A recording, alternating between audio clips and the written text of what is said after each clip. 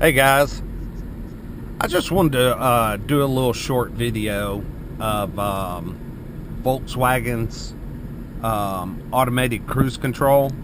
I have it set right now on 34 miles per hour, and I am in Chattanooga stop and go traffic. Woohoo! This is our rush hour.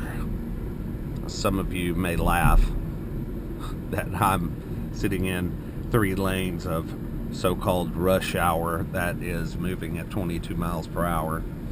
But yeah, the function's just right there on the steering wheel. You press the little car right here, and it'll pull up a distance where I can stretch out how close. Say I could go about 3 or 4 car lengths, or I can pull it in tight and stay a little tighter to somebody.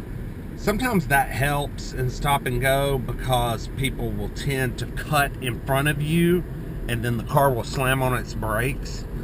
And even with it set on the closest setting, I still run into that problem once I get up to 75 miles per hour on the interstate. It still leaves about 2 car lengths distance, and it's just enough room for a driver that weaves in and out of traffic to dart in front of you and cause the cruise control to kind of jam the brakes. But it's a little harsh at times, but 90% of the time it works well. Again, I have it set on 30 miles an hour. My feet are down here, nowhere near the brake or gas, and the car is just doing its thing, man. It's very nice, especially for stop and go. This has changed.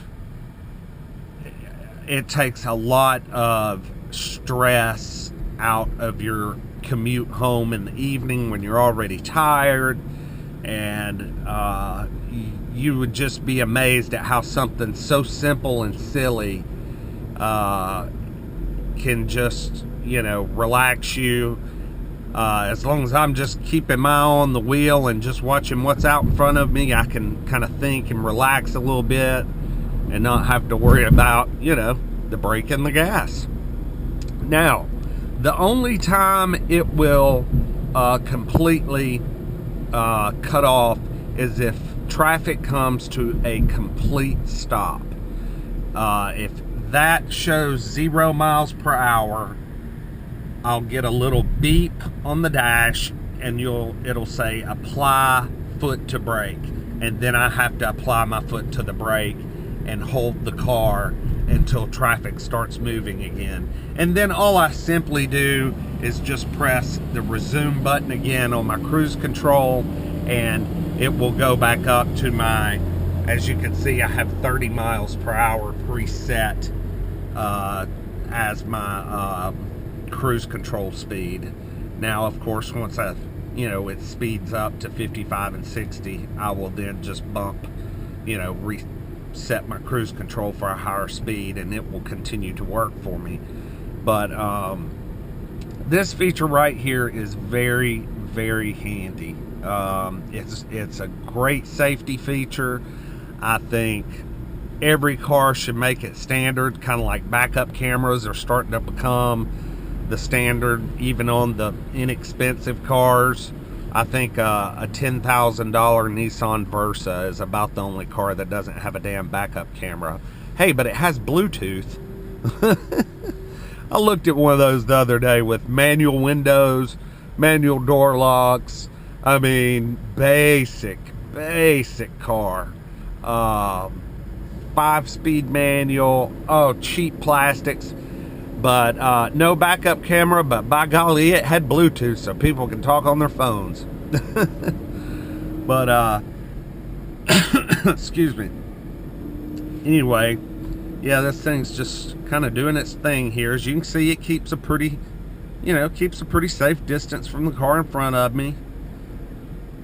Maintaining about 7 miles per hour, 6 miles per hour.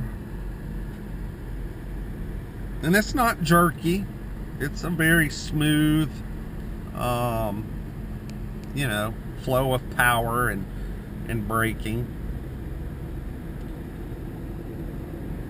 But anyway, I'll just kind of let this go for a second, kind of let y'all see kind of what it does. Again, my feet are down here.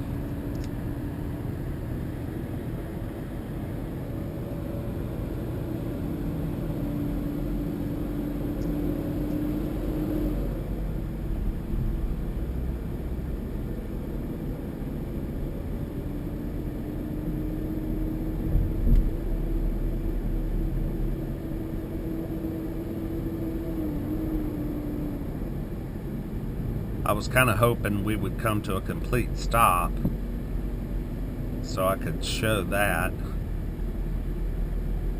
But I left work a little later today, and I think the initial rush is about over.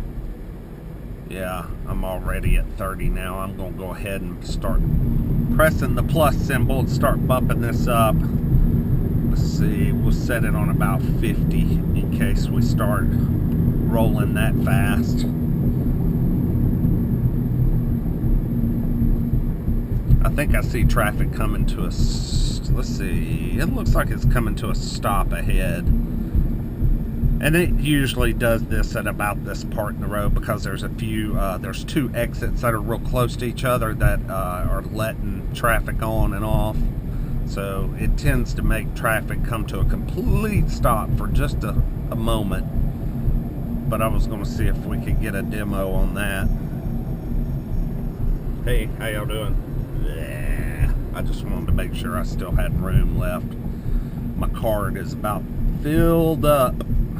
Okay, here we go. We're slowing. Are we going to come to a stop?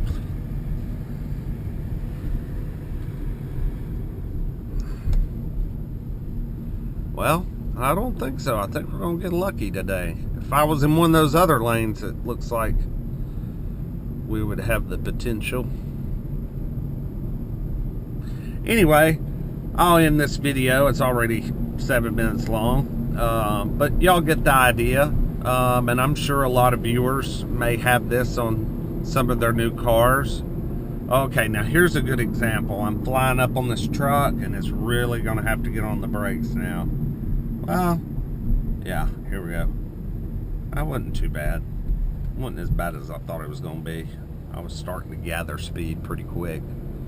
But anyway, y'all have a good afternoon. And thanks for watching. And subscribe and like my videos if you do.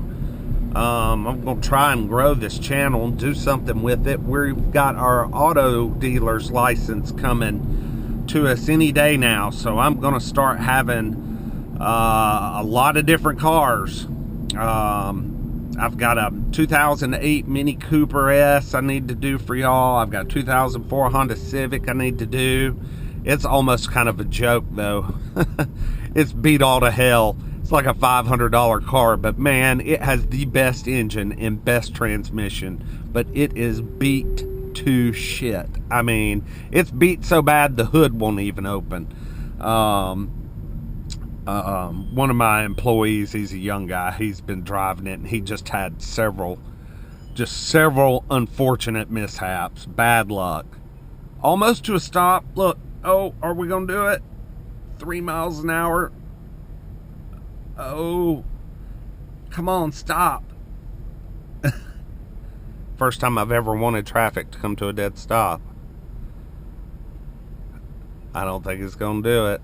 No. Y'all have a good evening. Thanks.